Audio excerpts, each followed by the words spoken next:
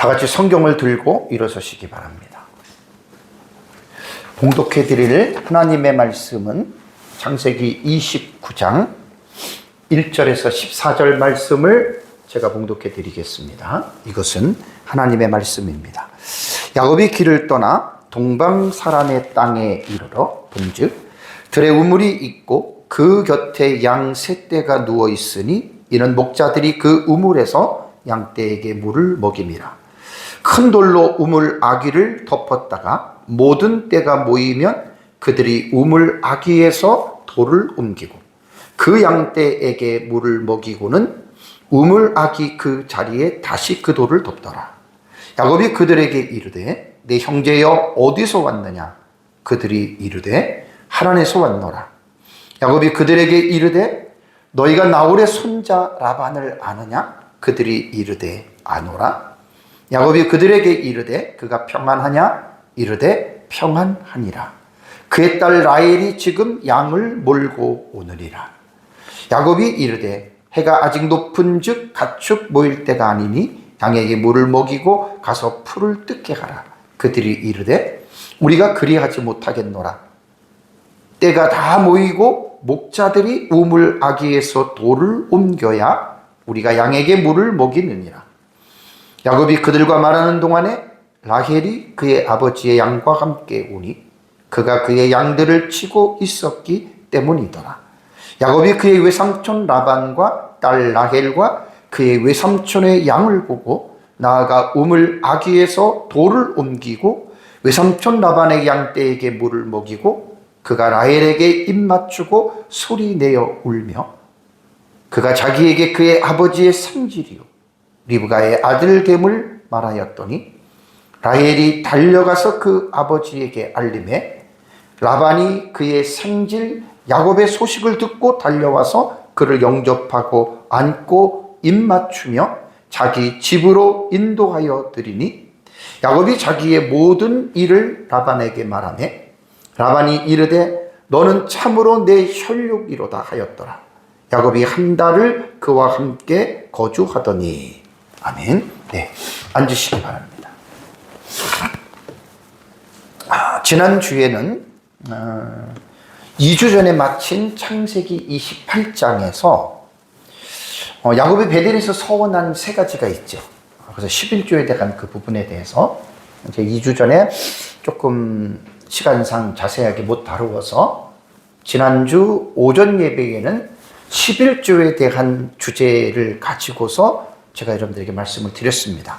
왜 제가 11조에 대해서 1시간 설교를 따로 깊이 있게 설교를 했냐면 11조에 대해서 부정적인 주장을 하는 사람들 중에서 11조는 구약의 산물이므로 구약의 율법이 폐기되었기 때문에 같이 폐기되었다라고 주장하는 사람들이 있습니다.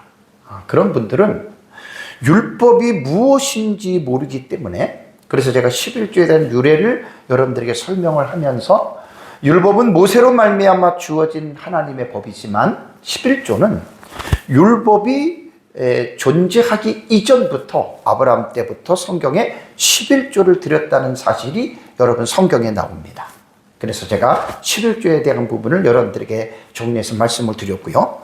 오후 예배 시간에는 하나님 나라 시리즈를 쭉 171번째 이어가다가 하나님 나라 시리즈를 잠깐 멈췄습니다. 내가 절기 때에도 하나님 나라 시리즈를 멈추지 않거든요. 근데 지난주에 멈춘 이유는 요한복음 9장에 날 때부터 맹인으로 태어난 사람을 놓고 예수님의 제자들이 가지고 있는 고정관념이 이 사람이 맹인으로 태어난 것이 누구의 죄 때문입니까? 라고 예수님에게 접근을 했습니다. 그리고 질문을 했습니다. 근데 예수님은 아니다. 죄와는 상관이 없이 이 맹인은 하나님이 하시는 일을 나타내기 위해서 그렇게 했다라고 말을 해서 그 말씀을 가지고 모든 고난과 불행은 인과응보의 결과로 올 수 있지만 다는 아니다라는 그 말씀을 가지고 제가 욥기서 1장부터 42장을 한 30분을 거쳐서 첫 번째 대지에 여러분들에게 그 부분을 말씀을 제가 드렸습니다. 이번 시간에는 이제 창세기 29장으로 넘어옵니다. 창세기 29장으로 넘어와서 제가 설교를 하는데 창세기 29장의 내용은 이런 내용입니다. 야곱이 외삼촌 라반의 집에 이제 하란에 도착을 하고, 그리고 이제 라반의 두 딸이 있죠. 레아와 라헬이 있는데 거기서 이제 결혼을 하게 됩니다. 이 내용이 이제 창세기 29장에 나와 있고, 29장 마지막 부분에는 야곱이 레아를 통해서 르우벤과 시므온과 레위와 유다를 낳는 내용으로 이제 29장이 사실 맞춰집니다. 29장에 대한 이 부분에 대해서 여러분 우리가 기본적으로 생각할 때는 단순히 야곱이 라헬을 만나서 결혼을 했다라는 이러한 것들을 말을 하려고 하는 게 아닙니다. 물론 겉으로 드러나는 면에서는 결혼을 했습니다. 그러나 하나님 나라의 사상과 관점으로 볼 때 제가 언약을 많이 강조했죠. 아브라함의 언약의 계승자가 지금 누구입니까? 야곱에게 내려간 거예요. 그래서 하나님의 섭리 안에서 이제 이 야곱의 내러티브가 지금 진행이 되고 있기 때문에 단순히 야곱이 가정을 이루어서 결혼을 해서 자식을 낳았다라고 하는 일반 사람들이 보는 관점에서 우리는 이 본문을 읽어서는 안 됩니다. 그러니까 언약의 관점을 가지고 이제 이런 하나님의 어떤 구속사의 큰 흐름, 더 큰 흐름은 하나님의 나라의 사상 속에서 우리는 이 본문을 여러분 우리는 읽어야 된다라고 하는 말입니다. 29장을 제가 간략하게 여러분들에게 분석해서 말씀을 드리면 야곱이 하란에 도착하는 것이 1절에서 14절이에요. 오늘 오전에 설교를 합니다. 그리고 이제 라반이 야곱에게 품삯을 제한하고 이제 계약을 합니다. 이게 오후에 15절과 20절 제가 설교를 하고요. 이제 다음 주에 야곱이 라반의 딸 레아와 라헬과 결혼을 합니다. 참 신비합니다. 7년 봉사하고 결혼을 하는데 라헬인 줄 알았더니 첫날 밤을 치르고 나서 아침에 봤더니 레아예요. 그러면서 7일을 레아와 함께 있다가 외삼촌이 동생 라헬을 야곱이 원했던 라헬을 아내로 줍니다. 그러니까 7일 지나고 또 7일 동안을 라헬하고의 또 부부가 되는 참 기가 막힌 이런 일이 일어나고요. 다음에 이제 31절과 35절에는 레아를 통해서 태어나는 아까 말씀드린 대로 4명의 자녀가 태어난 부분에 대해서 이제 설명을 하고 있습니다. 그래서 이번 시간에는 야곱이 하란에 도착하는 이 부분에 대해서 제가 여러분들에게 좀 설교를 합니다. 오늘 설교의 제목은 제가 조금 히브리어에서 얻을 수 있는 뉘앙스를 가지고 야곱이 발을 들었다.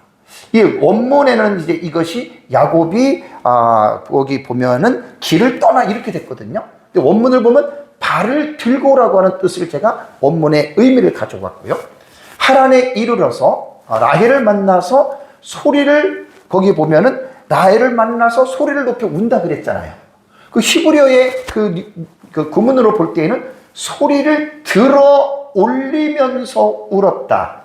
그 오늘 제가 설교의 제목을 좀 독특하죠. 이것은 히브리 원문의 뉘앙스를 가지고 제가 오늘 설교의 제목을 이렇게 잡은 겁니다. 그래서 야곱이 발을 들고 하란에 이르렀고, 그다음에 소리를 들어 올려서 울었다라는 이러한 제목을 제가 잡았습니다. 자, 그러면 1절 먼저 제가 성경을 주의하겠습니다. 자, 야곱이 길을 떠나라고 말을 했고요. 동방 사람의 땅에 이르러라고 말을 했습니다. 동방이라고 하는 말은 뭐냐면 이 베네이라고 하는 말은 아들이라고 하는 이 복수거든요. 아케데미 동방이거든요. 그러니까 동방의 아들들이 있는 땅에 이르렀다. 거기가 유프라데스 동쪽 메소포타미아 지역에 있는 관용어로 이 시대에는 이렇게 사용을 했습니다. 그러나 본문에 나오는 정확한 지명은 우리가 여기는 동방이라고 얘기를 했지만 지난번에 창세기 24장에 메소포타미아라고 하는 그 용어에 대해서 히브리의 성경에는 아람 나하라임이라는 말을 여러분들에게 말씀을 드렸죠. 여기 지도를 보세요. 지도를 보면 하란 지방이 여기 있습니다. 이게 그러니까 가나안에서 볼 때는 이쪽이 동방이 되는 거예요. 이스트가 되는 거예요. 동방이 되는 겁니다. 그러니까 이 동방에 지금 이 하란이 여기를 지금 갔거든요. 하란을 갔는데 이 히브리 원문에 보면은 메소포타미아가 아람 나하라임이라고 이렇게 돼 있죠. 아람이라고 하는 곳은 지명 이름이고요.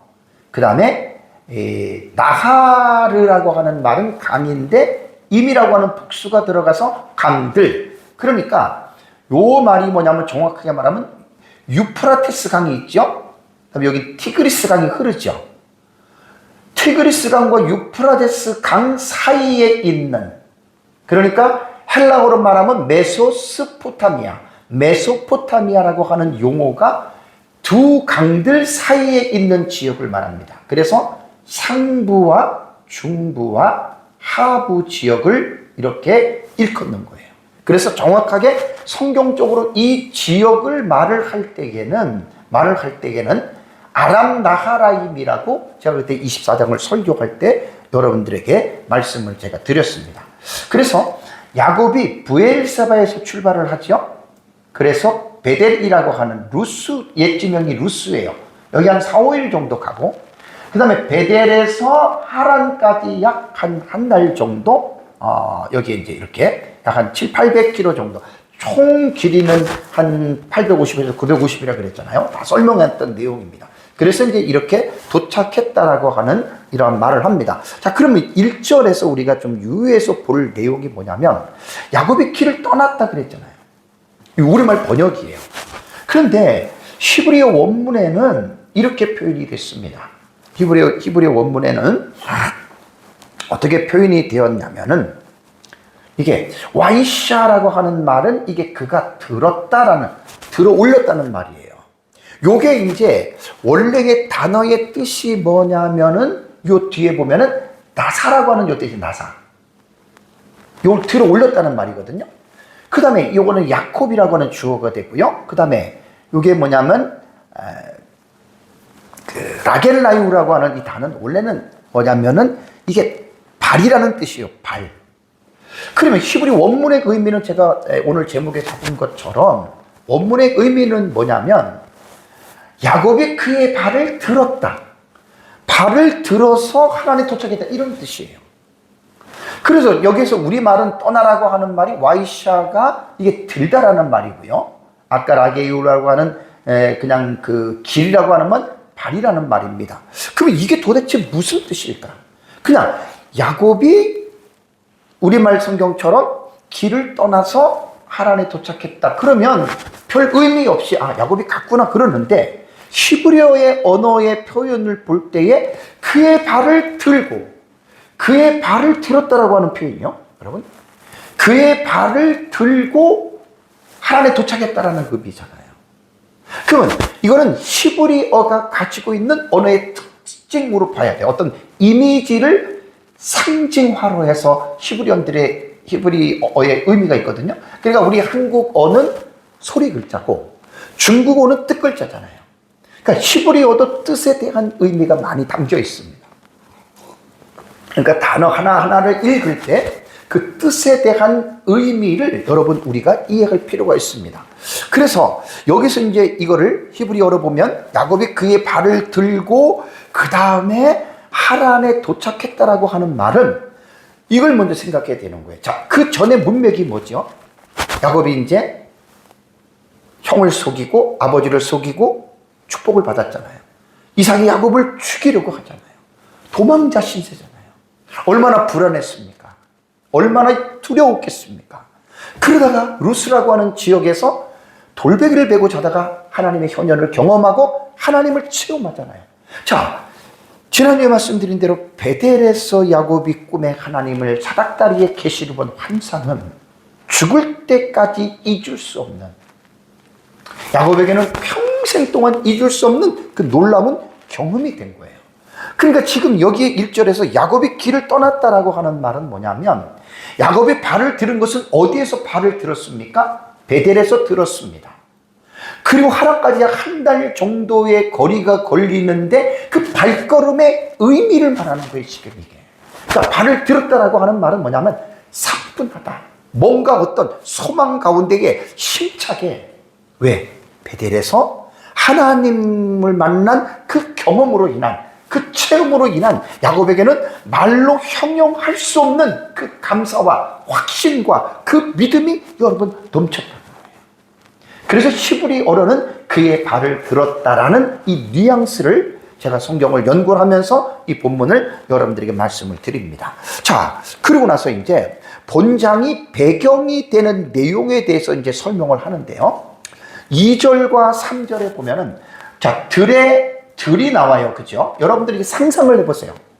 영화를 볼 때 이제 그 첫 번째 영화가 딱 나오면서 어떤 오프닝 멘트가 있는 것도 아니고 그 배경이 쫙 나오잖아요. 그죠? 그렇게 생각을 해보세요. 제가 이번에 설교를 할 때 마치 드라마를 내가 보는 것처럼 그런 감정으로 이번에 설교가 좀 이루어졌어요. 자, 들에 우물이 있어요. 상상을 해보세요. 그 곁에 양 셋대가 누워 있어요. 그리고 목자들이 나오고 우물에서 양떼에게 물을 먹이면서 큰 돌로 우물 아기를 덮었다가 모든 떼가 모이면 그들이 우물 아기에서 돌을 옮기고 양에게 물을 먹이고 또 그 자리에 돌을 덮었더라. 영화로 말하면 영화가 시작되면서 첫 번째 나오는 장면이 이렇게 쫙 진행이 되는 거예요. 여러분 상상이 되죠, 그렇죠? 자, 그래서 야곱이 하란에 도착하면서 나타난 첫 장면은 바로 이 우물이라고 하는 이 정면이에요. 우리가 창세기 24장에서 아브라함의 노종이 엘리메섹으로 보면 되죠.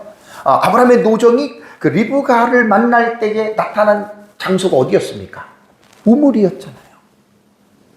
그리고 출애굽기 2장 15절과 22절에 보면은 모세가 십보라를 만날 때 그 장소가 우물입니다. 그러니까 이게 어떻게 보면 창세기에 나타난 어떤 구조 속에서 그 당시 어떤 문화적인 의미 속에서 읽을 수 있는 그러한 이제 구조적 상황이라고 하는 것을 이제 우리가 이제 볼 수가 있습니다. 그래서 고대 근동 지방에서는 우물은 공동체의 사람들의 중심이에요. 그리고 이게 사교의 장소로 사용이 되어졌다는 말입니다. 그곳에 야곱이 도착을 했다. 자, 2절에 보면은 그 2절 3절에서 우물의 아귀를 말하다. 아귀라고 하는 피라고 하는 말이 이제 원래 단어는 마우스예요. 입이에요. 입. 그러니까 우물의 출구 부분을 말을 합니다. 그러니까 우물의 출구 부분을 큰 돌로 덮어놓고, 왜 덮어놓습니까? 이것은 뭐냐면 개인의 소유라기보다는 공동이 소유하고 있는, 그래서 이제 양떼가 많이 모였을 때 우물을 개방해서 물을 먹이고 또 물을 먹이우면 다시 이 큰 돌로 아귀를 이렇게 닫아놨다. 그래서 우물을 공동으로 관리하는 것을 우리가 이제 볼 수가 있습니다. 자, 그러고 나서 이제 4절로 넘어갑니다. 여기서는 이제 컨버세이션, 대화가 이루어져요. 야곱이 그들에게 말을 합니다. 먼저 내 형제여 어디서 왔느냐? 우리는 하란에서 왔다. 너희가 나홀의 손자 라반을 아느냐? 안다. 그가 평안하냐? 평안하다. 그러고 나서 덧붙여서 그의 딸 라헬이 지금 양을 몰고 오느니라라고 하는 말이 4절에서 6절까지의 이 한 문맥의 덩어리가 이 부분을 지금 말을 하고 있습니다. 자, 그러면 4절에서 우리가 이제 말씀을 보겠습니다. 4절을 보면은 야곱이 그들에게 뭐라 그러냐면 내 형제들아 이렇게 부릅니다. 형제들아라고 하는 이 아하이라고 하는 이 히브리어의 단어는 무슨 뜻이냐면 고대 근동 문화에 혈연 관계가 없는 낯선 이들에게도 어떤 친밀감과 공동체의 인식을 표현하는 사교적인 용어입니다. 아하이라고 하는 이 단어가. 그렇다면 여기서 야곱이 하란의 목자들을 처음 보잖아요. 그러면서 그들을 형제들로 호칭한 것은 단순한 어떤 인사 이상으로 우리가 볼 필요가 있어요. 왜냐하면 이제 앞으로 야곱이 자기가 살아야 할 지역을 왔잖아요. 참 야곱이 여러분 되게 지혜로운 사람입니다. 그러면서 여기서 이제 그들에게 이렇게 하면서 그들에게 말을 합니다. 자, 목자들이 뭐라고 합니까? 그들이 뭐라고 합니까? 하란에서 왔다라고 이야기를 합니다. 그건 뭐냐면 자신들은 하란에 있는 목자임을 지금 밝힌 거예요. 여러분, 야곱의 마음속엔 지금 어떨 것 같아요? 야곱이 어디를 간다고 출발했죠? 하란이잖아요. 그러니까 하란 지역 우물에 도착했고 당연히 그 지역에 있는 목자들이 거기에 도착했던 것이죠. 자, 그러면서 이제 야곱이 그들에게 묻습니다. 뭐라고 묻습니까? 너희가 나홀의 손자 라반을 아느냐라고 이렇게 물어봅니다. 근데 여러분, 이게 특이한 게 뭐죠? 손자, 지금 라반을 만나러 왔는데 라반의 아버지가 부두엘이잖아요. 그죠? 라반의 아들. 그럼 보통 우리가 생각할 때는 부두엘의 아들 라반을 아느냐라고 이렇게 말을 해야 되는데 야곱의 입에서는 아버지가 아닌 할아버지 이름이 됐단 말이에요. 나홀의 손자 라반을 아느냐. 여기서는 어떤 뜻이냐면 부두엘보다는 라반이 나홀이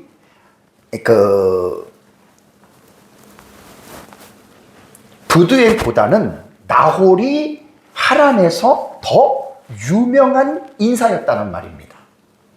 그래서 이제 여기에서 나홀의 부두엘보다는 할아버지 이름을 내세우고 이렇게 지금 물어본 겁니다. 이것은 우리가 창세기 24장을 공부할 때 하란 지역에 나홀에 뭐가 있었어요?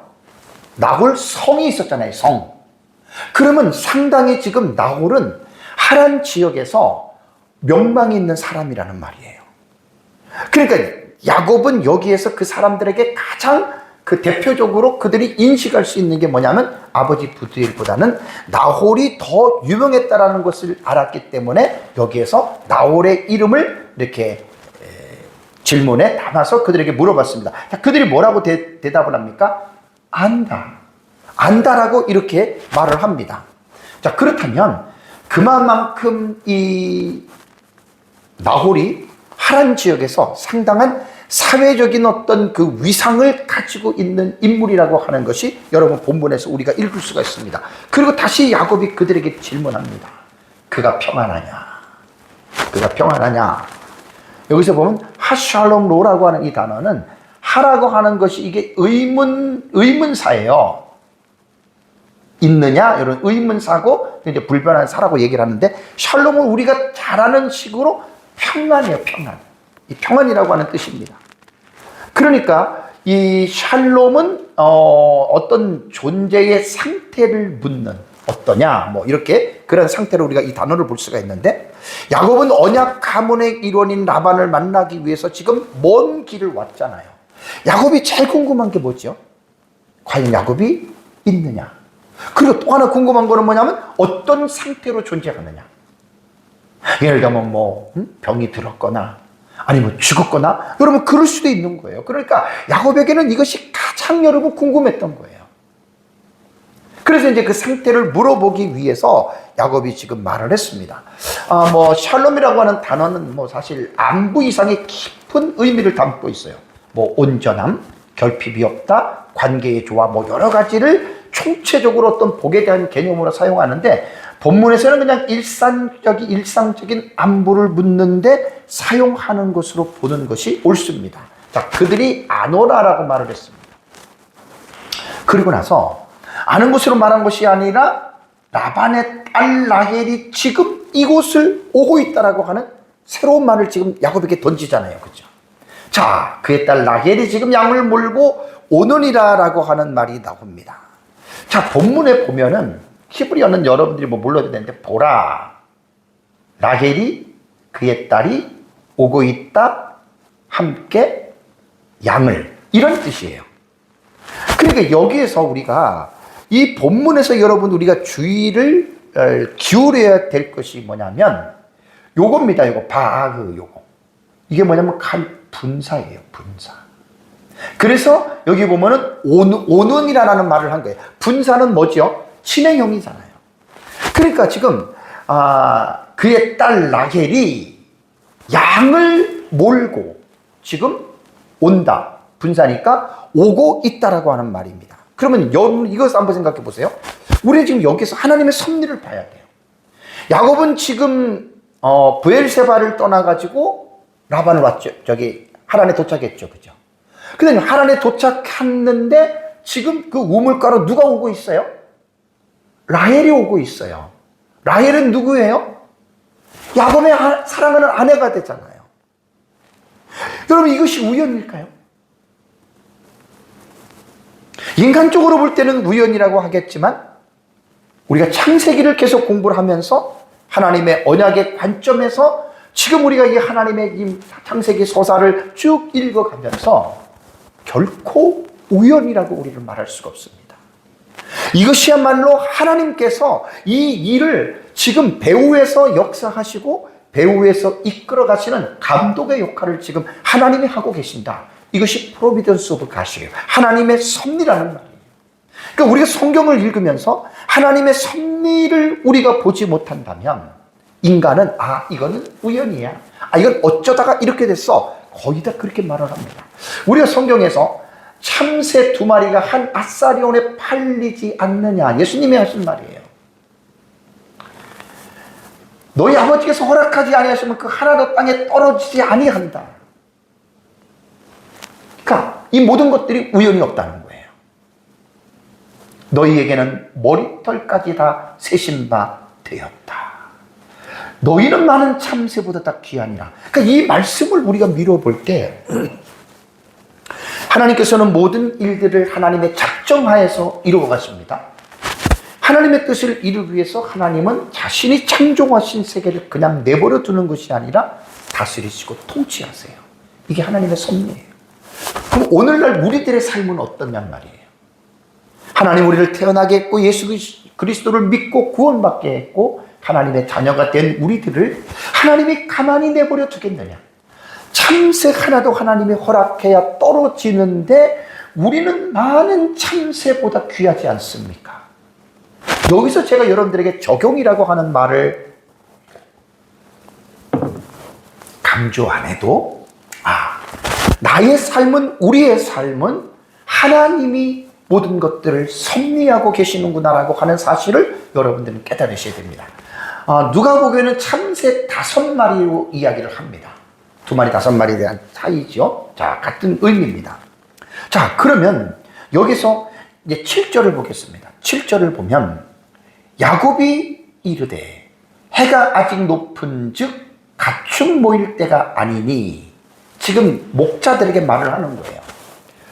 물을 먹이고 가서 풀을 뜯게 하라라고 하는 말을 지금 야곱이 하는데, 이게요 여러분, 야곱이 말하는 것은요, 여기 보면은 물을 먹이고 가서 풀을 뜯게 하라. 여러분, 이 동사가 다 명령형이에요. 명령형. 여기서 우리는 뭘 느낄 수가 있는 거예요? 야곱이 낯선 땅 목자들을 처음 만났습니다. 근데 그 어투가 뭐냐면 명령적으로 지금 말을 하는 거예요. 여기서 우리가 야곱의 어떤 캐릭터를 우리가 볼 수 있는 게 뭐냐면 상당히 야곱은 영리한 사람입니다. 정말 머리가 좋은 사람이에요. 그리고 여기서 말하는 걸 볼 때는 어떤 주도권을 가지고 리드하는 성격이에요. 그러니까 이 말 속에서 그러니까 동사를 어떤 동사를 사용하느냐에 따라서 그 사람의 캐릭터의 성격을 우리가 읽어낼 수 있다는 말이에요. 야곱은 가나안에서도 에서의 장자권을 빼앗죠. 이삭의 축복을 가로챈 것도 어떻게 보면 야곱의 주도 면밀하고 주도적인 성격을 가지고 있었기 때문에 우리는 그렇게 볼 수가 있는 겁니다. 이것은 인간의 그 기질과 성격은 유전으로 내려오면서 어릴 때 자랐던 가정이라고 하는 그 가정의 환경 속에서 유전과 환경의 상호작용을 통해서 기질과 성격이 형성이 되는 거예요. 누가 맞겠어요? 모든 사람들이 다 그렇다는 말이에요. 여기서 잠깐 요 7절 속에서 야곱에 대한 캐릭터를 제가 잠깐 여러분들에게 말씀을 드리고요. 자, 8절로 넘어가면 목자들은 야곱의 말에 거절의 의사를 밝힙니다. 우리가 그리하지 못하겠노라. 심리적으로 얘기를 하면 이게 건강한 사람들이에요. 건강한 사람의 특징이 뭔 줄 아십니까? 예스와 노를 분명하게 하는 사람이 건강한 사람이에요. 건강하지 못한 사람들은 노를 하지 못하고 그냥 상대방에 끌려가는 심리학적인 분석이에요. 그 문제가 있는 사람들이에요. 어쨌든 그래야지 못하겠다라고 자기들의 의사를 분명하게 밝히고 왜 못하냐면 때가 다 모여야 목자들이 우물 악에서 돌을 옮겨서 우리가 양에게 먹이겠다라고 하는 말을 합니다. 이것은 아까 제가 3절에서 말씀을 드렸죠. 그죠? 3절에서 이미 목자들이 이야기를 했잖아요. 때가 모이면 그게 이제 목자들이 말하는 것보다는 이제 그 시그널에서 나오는 그 배경 화면 속에서 읽을 수 있는 거예요. 모이면 이제 돌을 옮겼다가 이렇게 하는 거예요. 여기서 뭐냐면 사람들은 살아가면서 일종의 사회적인 환경 속에서 계약을 정해놓은 규칙이에요, 이것이. 그러니까 이제 야곱은 외부인으로서 이 규약의 존재를, 규칙을 몰랐기 때문에 목자들에게 말을 한 것이고. 그러니까 이런 것들은 이제 결국 야곱이 앞으로 그들과 함께 교제하면서 자기들이 살았던 방식과 이곳에 살았던 방식의 문화에 대한 어떤 다름 있잖아요, 다름. 이런 다름들을 이제 우리는 서로 맞춰가면서 우리는 세상을 살아가야 됩니다. 그 부분은 제가 말할 필요는 없고요. 자, 그러고 나서 이제 여기에서 이제 9절로 넘어가면 이제 서사가 9절로 넘어가면 야곱이 그들과 말하는 동안에 라헬이 그의 아버지 양과 함께 오니 그가 양들을 치고 있었기 때문이다라고 하는 이 본문이 말이 나옵니다. 자, 9절에서 말하는 것을 잘 보시면 뭐냐면 그가 라헬이 그의 양, 아버지 라반의 양들을 어떻게 치고 있었기 때문이다라고 하는 말이 나옵니다. 자, 이게요, 히브리어의 그 원문의 직역은 뭐냐면 왜냐하면 그녀는 목녀이기 때문이다라는 말입니다. 쉐퍼데스라고 하는 말은 우리는 보통 목자 그러면 남자를 말할 때 목자지만 여자가 계집 여자잖아요. 그러니까 라헬은 어떤 사람인지에 대한 그 직업이 나오는 거예요. 여기 보면은 양들을 치고 있다라는 말이잖아요. 그죠? 양들을 치고 있다라고 하는 말이 이게 로아라고 하는 단어가 나의 이게 분사고요. 이게 여성 단수예요. 그러니까 그녀가 양들을 치고 있다. 이게 분사라고 그랬잖아요. 분사. 치고 있는 중이에요. 옛날에 쳤던 것이 아니고 지금만 치는 것이 아니고 옛날부터 지금까지 계속해서 라헬은 아버지 라반의 양을 치고 있는 여자다. 그리고 이거는 뭐냐면 단순히 한 번 치는 것이 아니라 계속적으로 치고 있기 때문에 이것은 라헬이 하는 직업으로 봐야 됩니다. 근데 놀라운 게 뭐죠? 여자가 지금 이런 일을 하고 있다는 거예요. 그래서 히브리어에서 여기 로아라고 하는 단어가요, 여성형이고 분사형으로 사용된 것은 극히 드물어요. 왜? 거의 목자들은 남자들이 했잖아요. 남자들이. 그래서 이 어떤 여성이라고 하는 것을 강조하기 위해서 그녀 자신이라고 하는 he라고 하는 이 인칭대명사를 붙인 거예요. 왜냐하면 그녀가 양을 치고 있었다. 치고 있는 중이다. 그런 뜻입니다. 그래서 여기서는 라헬은 직업적인 면으로 볼 때 라헬은 목자처럼 여자가 지금 그 일을 치고 있다. 그렇다면 라헬이 양을 치고 있었다는 말은 뭘까요? 그러니까 고대 근동 지방에서 미혼 여성이 아버지 양떼를 치는 것은 드문 일이었지만 이런 경우에는 대개 아들이 없을 때에는 딸들 중에서 아버지의 가업을 이어야 됩니다. 혹은 아들이 있는데 아직 양을 칠 수 있는 나이가 안 됐어요. 어려요. 그럼 당연히 누나가 해야 되잖아요. 근데 창세기 31장 1절에 보면 라반의 아들들이 나와요. 라반의 아들들이 나오는 것으로 볼 때 라헬이 이 당시에는 아마 아들들이 어렸을 것으로 추정하는 것이 여러분 가장 좋습니다. 그래서 언니 레아보다는 라헬이 그 아마 일을 도맡아서 하는 이제 그러한 것으로 우리는 이제 볼 수가 있고요. 그래서 이제 10절을 보시면 야곱이 그의 외삼촌 라반의 딸 라헬과 그의 외삼촌 양을 보고 나아가 우물악에서 돌을 옮기잖아요. 그렇죠? 그 다음에 외삼촌 라반의 양떼에게 물을 먹이잖아요. 자, 여기에서 한 본문에서 여러분 보세요. 한 본문에서 리브가의 오빠인 라반이라고 하는 인물이 3번 반복돼요. 외삼촌 라반, 외삼촌의 양, 외삼촌 라반의 양떼. 히브리 산문에서 아주 극히 이례적인 강조 기법입니다. 10절 간절에서 한 번만 말하면 될 것을 3번을 말하잖아요. 외삼촌 라반, 외삼촌의 양, 외삼촌 라반의 양떼. 그걸 지금 강조하고 있는 것으로 여러분 우리가 보고요. 그래서 이것은 뭘 지금 강조를 하냐면 딸 라헬과 외삼촌이 지금 가족의 관계라고 하는 이 혈연적인 관계임을 지금 강조를 하는 거예요. 그리고 야곱은 라헬을 봤어요. 그리고 그가 몰고 온 양떼도 봤어요. 참 야곱이 상당히 지혜로운 사람인데 우리 같으면 감정에 복받쳐서 사람을 만나서 그 라헬을 붙잡고 뒤에 나오는 행동 막 물고 막 해야 되잖아요. 그죠? 그걸 안 해요. 먼저 한 게 뭐지요? 양떼에게 물을 먹인다는 거예요. 자, 여기서 우리가 볼 수 있는 게 뭐냐면 상당히 지혜로운 사람입니다. 자, 라헬이 지금 우물에 왜 왔어요? 물론 하나님의 섭리 속에서는 야곱을 만나는 조의 현장이기는 하지만 현실적으로 볼 때는 레아는 양들의 물을 먹이려고 왔습니다. 그리고 야곱도 양을 쳐봤기 때문에 너무나 잘할 거 아니에요. 쉬운 일이 아니잖아요. 혼자만 온 게 아니라 지금 다른 목자들의 양들이 지금 주변에 있는 거예요. 그럼 빨리 먹이고 가야 될 거 아니에요. 그럼 우선순위 문제가 있을 수가 있습니다. 그래서 야곱이 감정을 먼저 멈췄어요. 대단한 거예요. 우리가 세상을 살면서 어떤 때는요, 상황에 따라서 감정을 한 템포 늦출 필요도 있어요. 한 박자 늦출 필요도 있어요. 왜냐하면 그 감정을 소모하다가 해야 할 일들을 놓칠 수도 있거든요. 이게 지금 그런 거예요. 놀라운 것은 여기서 야곱이 혼자서 돌을 옮겼다. 그래서 이제 어떤 주석가들은 하나님의 극적인 능력의 힘이 있고 막 그런데 그런 것보다는 어쨌든 여기서 야곱의 열심과 어떤 즉각적인 행동이 상당히 어떤 뭔가 우리가 인간이 감당할 수 없는 그런 급박한 일에 나타나는 어떤 에너지가 있잖아요.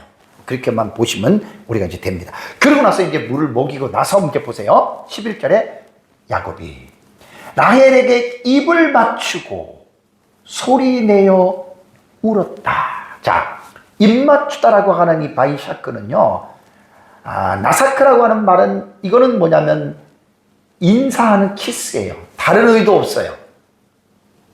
뒤에 라반하고도 키스하잖아요. 그죠? 입을 맞췄다. 이거는 문화적 인사, 그 당시의 법이 여러분 그렇게 됐다라고 하는 말입니다. 자, 그리고 나서 이제 여기서 소리내어 울었다라는 말이 나오잖아요. 그죠? 설교를 이번에 준비를 하면서 이 본문도 제가 이제 처음 발견을 한 겁니다. 여기서 소리를 내어서 울었다라고 하는 말이 뭐냐면 바이샤, 나사, 아까 말한 거 있잖아요. 1절에 발을 들었다 그랬죠. 이게 나사라는 말이에요. 그리고 이게 뭐냐면은 들었다는 거예요. 그럼 뭘 들었느냐? 에트가 이게 목적어고 콜, 소리를 들었다는 뜻입니다. 소리를 들었다. 그 다음에 여기에 나오는 이 말이 뭐냐면 이 바예브크는 뭐냐면 울었다는 거예요. 그러니까 이 히브리어 직역을 하면 그리고 소리를 들어 올리며 울었다 이런 뜻입니다. 여기서 한번 우리가 표현하는 것과 우리말 번역은 그냥 소리를 내어 울었다. 자연적인 표현이지만 아까 발을 들었다라고 하는 히브리어의 특성상 어떤 이미지 언어, 그 이미지를 통해서 상징을 어떤 뜻을 우리에게 내포하고 있는 그 의미를 볼 때에는 단순히 그냥 우는 걸 말하는 게 아니에요. 목소리를 들어서 울었다는 거거든요. 여기서 이제 우리는 이미 전 문맥에서 야곱의 우리 상태를 알잖아요. 그죠? 또 다시 말씀을 드리면 브엘세바를 떠나서 베델에서 꿈의 하나님을 만나요. 그 영적인 황홀족이 있어요. 그러니까 그 어떤 한 달 정도가 넘게 걸려서 하란에 도착을 했고, 도착을 했는데 하란을 만나러 왔는데 그 나홀을 만나러 왔는데 나홀의 딸 라헬을 만났어요. 여러분 이 상황을 한번 생각해 보세요. 참 기가 막히지 않아요? 이게 성경에는 나오지 않지만 하나님의 섭리라고 하는 여러분 이 관점으로 볼 때는 하나님이 지금 이 모든 것들을 지금 역사하시는 거예요. 템포를 하나님이 지금 맞춰 가시는 거예요. 기가 막힌 거예요. 그리고 지금 그 상황 속에서 라헬을 만나서 단순히 우는 게 아니라니까요. 억눌렸던 감정이 있잖아요. 조마조마심했던 거. 그 다음에 베델에서 하나님을 만났던 영적인 황홀던 거. 그러면서 궁금했던 라반에 대한 궁금증. 그러면서 그 딸 라헬을 보고. 그러니까 그러한 어떤 감정. 이것이 소리를 들어 올렸다라는 저는 히브리어의 언어의 특징이라고 본다는 거예요. 1절에서 발을 들었다고 하는 것도 그러한 의미이고. 그래서 큰 소리로 부르거나 통곡을 하면서 거기서 이제 울었다. 이런 표현이 되겠습니다. 여러분 한번 잘 생각해 보세요.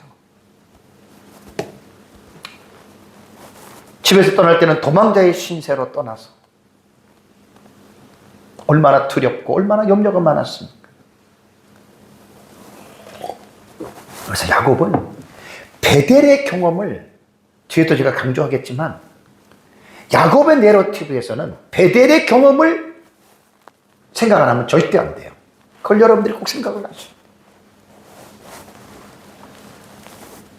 그러니까 뭐 절제할 수 없는 울음이죠. 절제할 수 없는 울음. 그 수 없는 어떤 긴장들. 그 다음에 그 타향에서 그 친족을 만난 그 긴 여정의 어떤 해방감. 이제는 됐다. 여기에는 여러분 성경에 우리가 빼놓으면 안 되지만 당연히 하나님의 인도예요.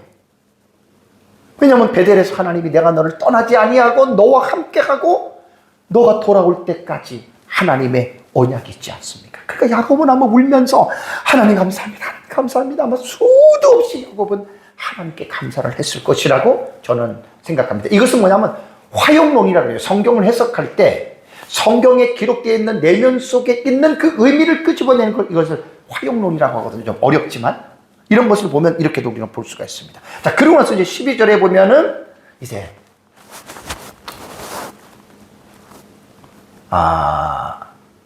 야곱이 라헬에게 자신이 아버지의 생질 조카다라고 말을 하면서 리브가의 아들이라고 지금 라헬에게 말을 합니다.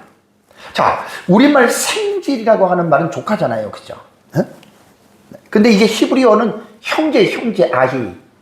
그럼 자기가 아버지의 형제다 말이 안 되잖아요. 아히는 형제라고도 또 번역이 됐지만 친척으로도 친족의 개념으로도 사용이 됩니다. 그러니까 여기서 뭐냐면 나는 친족이다라는 말이에요. 친족. 여기에서 형제로 해석을 하면 안 되고 형제로 해석을 안 되고 친족으로 해석을 하고 우리말에 이제 누이의 아들이 되잖아요. 생질은. 그러면 라헬에게는 야곱의 엄마 리브가가 고모가 되잖아요. 그렇죠? 자, 여기서 이제 서로의 어떤 정보를 간단하게 이렇게 딱 교류하고 나니까 라헬이 이 남자가 우리 고모의 아들 그 사촌간이 되잖아요. 그죠? 라헬하고는 사촌간입니다. 그러면서 이제 이 사실을 알고 라헬은 아버지에게로 달려갑니다. 자, 여러분 드라마를 지금 보는 것 같지 않아요? 막 달려갑니다. 그래서 아버지에게 알립니다.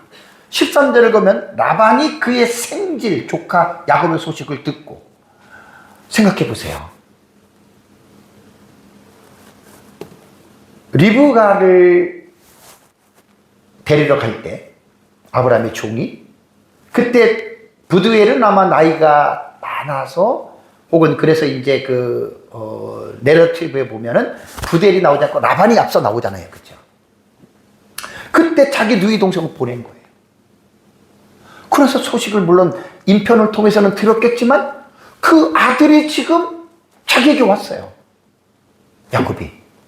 이때 야곱의 나이가 몇 살이라고 그랬어요? 70대예요, 70대. 그러면 리브가가 시집을 가자마자 아이를 낳나요? 20년 만에 난 거예요, 20년 만에. 이삭이 40세에 결혼하고 20년 만에 에서와 야곱을 낳잖아요. 그러면 지금 이게 몇 년이 지난 줄 아십니까? 90년이 지난 거예요. 물론 그 전에 뭐 교류가 있어서 만났는지는 모르겠지만 그 말을 듣고 조카? 그러고 나서 이제 소식을 듣고 달려올 수밖에 없죠. 그리고 야곱을 영접하고 안고 입맞추며 자기 집으로 인도하여 드린다. 여러분 참 얼마나 극적이겠습니까? 누이 동생 시집 보내고 90년 만에 그 아들을 보는, 조카를 보는데 70살이 넘었어요, 야곱의 나이가. 참 성경은 이 긴 세월을 시간적인 어떤 그 길다라고 하는 그러한 의미들을 설명하지 않고 그냥 쫙 이것을 이어가는 거예요. 그래서 우리 성경을 읽을 때에 이러한 시간적인 갭에 대한 의미를 모르면 우리는 그냥 모르고 그냥 늘 읽어나가는 거예요.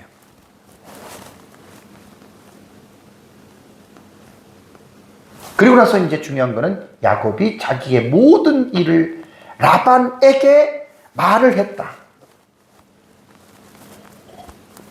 그 전에 외삼촌을 만났는지 안 만났는지는 모르지만 어쨌든 만나서 자기가 왜 지금 여기에 왔을까? 그 이유에 대해서 지금 말하는 거예요. 그럼 뭐 가족에 대해서, 아버지에 대해서도, 엄마에 대해서도, 뭐 형에 대해서도, 그리고 뭐 여기서 뭐 말을 했는지 안 했는지 모르지만 자기가 형을 속이고 아버지를 속이고 장자의 축복을 받아서 뭐 그것 때문에 그건 모르는 거예요, 우리가. 어쨌든 아마 제가 알기로는 확실하진 않지만 베델에서 만났던 그 하나님의 현현, 아마 그것을 얘기했을 거라고 저는 생각을 합니다. 그건 내 개인의 추측입니다. 어쨌든 뭐 그런 거는 중요하지 않고 어쨌든 그동안 있었던 일을 지금 외삼촌에게 다 말을 합니다. 자, 그리고 나서 14절에 보면 라반이 이르되 말을 합니다. 너는 참 내 혈육 1호다.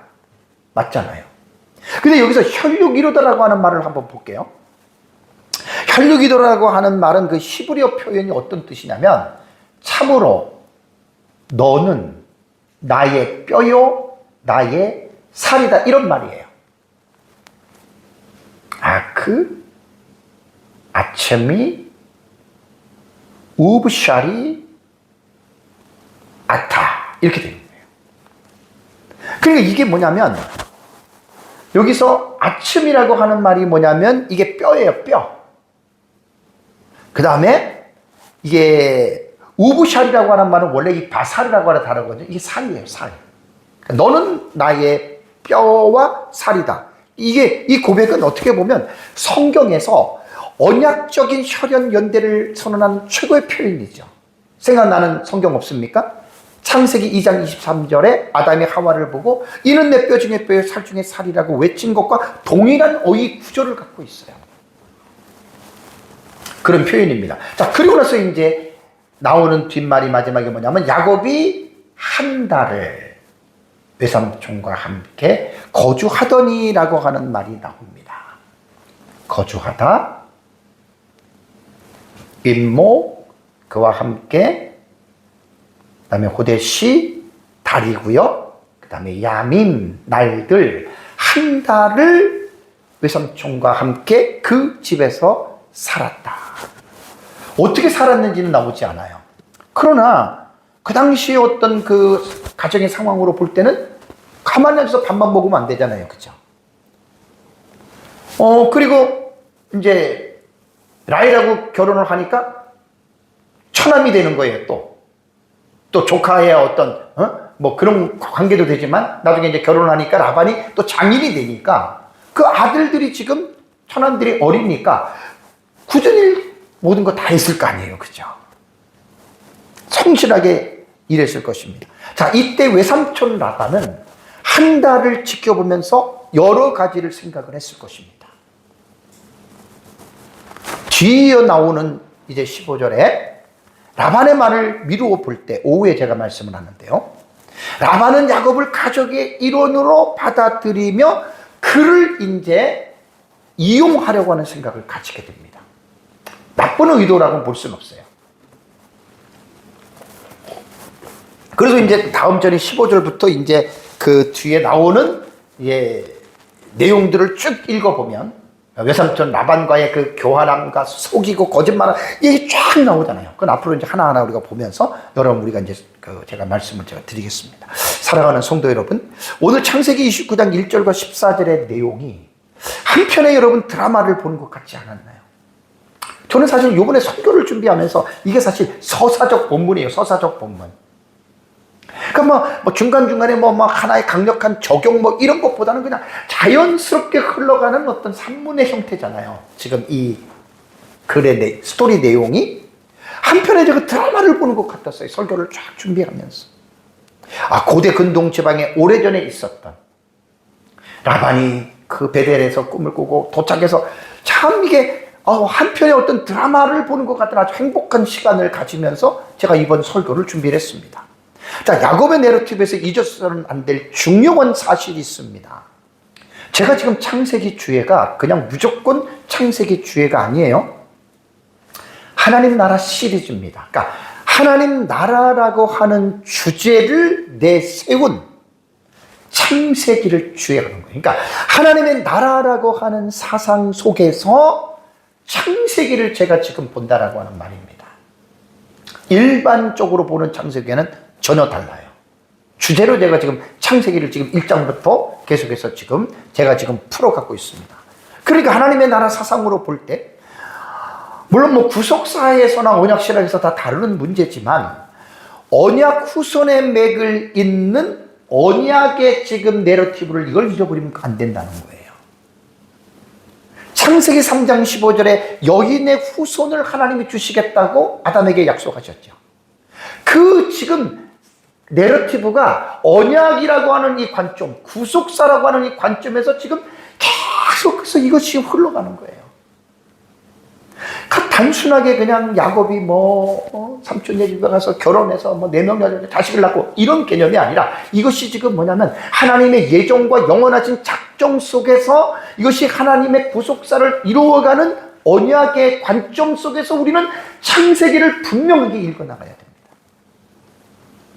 이런 거를 빠져버리고 이러한 신학적 입장을 배제하고 단순히 그냥 시집가고 장가가고 뭐하고 이렇게 본다면 사실 창세기에서 말하고 있는 중요한 의도를 알지 못하고 그냥 성경을 읽어가는 거예요. 여기서 이제 언약적인 관점으로 볼 때 아브라함의 언약이 이삭에게 내려가고 이삭의 언약이 야곱에게 지금 계승이 됐잖아요. 창세기 12장부터 25장까지 아브라함의 100년의 신앙의 여정을 제가 몇 개월 동안 6, 7개월 동안 설교를 했어요. 그때 여러분들에게 계속 강조했던 게 뭐냐면 하나님이 아브라함에게 나타날 수밖에 없는 것, 하나님이 아브라함을 지켜줄 수밖에 없는 것, 하나님이 아브라함에게 복을 줄 수밖에 없었던 이유는 왜 그렇죠? 아브라함이 착한 일을 해서 복을 주시는 게 아니라 그랬잖아요. 그래서 창세기 12장 1절에서 3절의 말씀에서 하나님이 아브라함에게 맺은 언약은 일방적인 언약이에요. 내가 너에게 땅을 주고 자식을 주고 너에게 복을 주겠다. 너를 통해서, 내 자손을 통해서 이 땅의 모든 사람들이 복을 얻을 것이다. 일방적인 언약이잖아요. 언약의 관점에서 창세기를 읽어나가야 됩니다. 언약의 관점으로 여러분들이 창세기를 안 보면 정말 잘못 보는 거예요. 언약 관점에서 봐야 돼요. 언약 신학 관점에서. 그래서 이게 뭐냐면 하나님이 아브라함에게 약속했기 때문에 그 약속을 지키기 위해서 아브라함 안에 사레가 애굽에 내려가서 누이라고 말해가지고 뺏겼다가 약속 때문에 하나님이 그걸 끄집어내 주는 거예요. 그 성경을 그렇게들 보셔야 돼요. 언약 때문에. 그것이 이삭에게도 마찬가지고 이것이 야곱에게 내려왔기 때문에 언약의 관점 속에서 베델의 언약 기억나세요? 베델의 언약. 이거 꼭 기억해야 됩니다. 다시 한번 반복할게요. 또 본즉 여호와께서 그 위에 서서 이르되 나는 여호와이니 너의 조상 아브라함의 하나님이요 이삭의 하나님이요. 뭘 말하는 거예요? 언약의 관점 속에서 지금 연결되잖아요. 내가 누워있는 땅을 너와 내 자손에게 주리라. 가나안 땅을. 이 루스라고 하는 저 베델이에요. 베델. 아브라함에게 약속한 거예요. 그러니까 베델에 나타나서 하나님께서 야곱에게 한 복에 대한 언약은요 다 아브라함에게 한 거예요. 아브라함에게 한 언약이 이삭에게 그대로 됐고, 이삭에게 한 언약이 야곱에게 그대로 내려가고, 야곱에게 한 언약이 이스라엘 자손들에게 그대로 내려간 거예요. 물론 출애굽기 19장 5절과 6절에 시내산 언약에서 나타나는 그 모세 언약은 조건이 들어갑니다. 너희가 내 말을 듣고 내 율법을 지키면이라고 하는 조건. 그러니까 언약은 아브라함 언약에서 끝나는 게 아니에요. 언약은 시간이 지나면서 점진적으로 언약은 발전합니다. 그 언약의 발전이 이제 모세 언약, 그 다음에 다윗 언약, 예레미야의 새 언약, 그 다음에 예수 그리스도의 십자가의 언약으로 완성이 되고, 그것이 마지막 재림 때까지 언약은 쫙 하는 거예요. 그래서 성경은 언약의 관점으로 반드시 성경을 이해하죠. 땅을 주겠고, 그 다음에 내 자손이 땅에 티끌같이 돼요. 퍼져나가고, 다 설교했던 내용입니다. 너와 내 자손이 복을 받으리라. 이게 뭐예요? 아브라함에게는 약속이잖아요. 그리고 이제 개인적으로 하나님이 야곱에게 확신을 줍니다. 내가 너와 함께 있어. 내가 어디로 가든지 너를 지키며 너를 이끌어 이 땅으로 돌아오게 할지니라. 내가 내게 허락한 것을 다 이루기까지 너를 떠나지 아니하리라. 이걸 잊으면 안 돼요. 야곱의 내러티브는 창세기 18장 13절과 15절에 베델의 야곱의 꿈에서 나타난 이 환상을 절대로 잊으면 안 됩니다. 그래서 이 약속대로 지금 야곱은 베델에서 출발한 거예요. 그래서 그 1절에서 제가 여러분들에게 말씀을 드렸잖아요. 야곱이 발을 들어 하란에 도착했죠. 베델의 꿈에 나타난 하나님에 대한 이 언약에 대한 확신. 그러니까 야곱의 발걸음이 브엘세바에서 베델까지는 기운이 쫙 빠져가지고 기진맥진하게 왔지만, 베델에서 꿈속에 하나님을 만나고 나서의 야곱의 그 발걸음은 하란까지가 발을 들어서 힘차게 소망 가운데에 전진하면서 하나님의 은혜 가운데에 도착했다. 이렇게 해석을 하는 거고요. 그리고 거기에서 간 목적이 라반을 만나러 갔잖아요. 근데 라반이 샬롬인 것을 알게 되고, 거기에 또 하나님께서 기가 막히지 않아요? 섭리가 라헬을 양을 통해서 보내서 거기서 라헬을 만나잖아요. 그래서 라헬을 만나가지고 어때요? 거기도 소리를 들었다. 나사라고 하는 단어가 들었다는 거예요. 그 우리말에는 그냥 소리를 높이며 울었다라고 하는데, 잘 번역한 거예요. 근데 히브리 언어의 의미적인 관점으로 볼 때는 그냥 단순히 운 게 아니에요. 소리를 들어서 울었다.